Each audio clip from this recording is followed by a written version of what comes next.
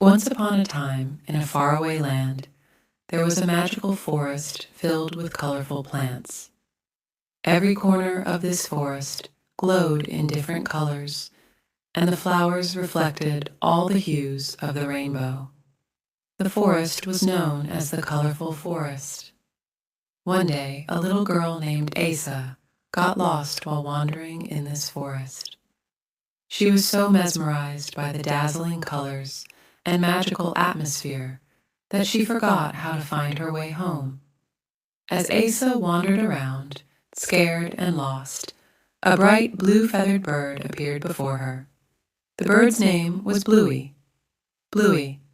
Hello, little friend. Why are you so sad? Ayça. Hello, Bluey. I can't find my way home and I'm lost here. Can you help me? Bluey decided to help Ayça. She led her deeper into the forest to introduce her to her friends. Their first stop was the home of a squirrel with golden fur. The squirrel's name was Goldentail. Goldentail. Hello, Ayça. I heard you are lost. We will do our best to help you.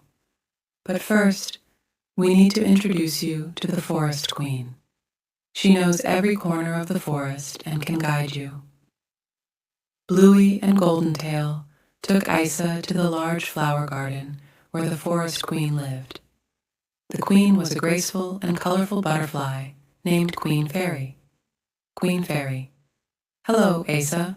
Welcome to my forest. Don't be afraid. We will help you. But first, you need to help us. Ayça. Of course, Queen Fairy. How can I help you? Queen Fairy.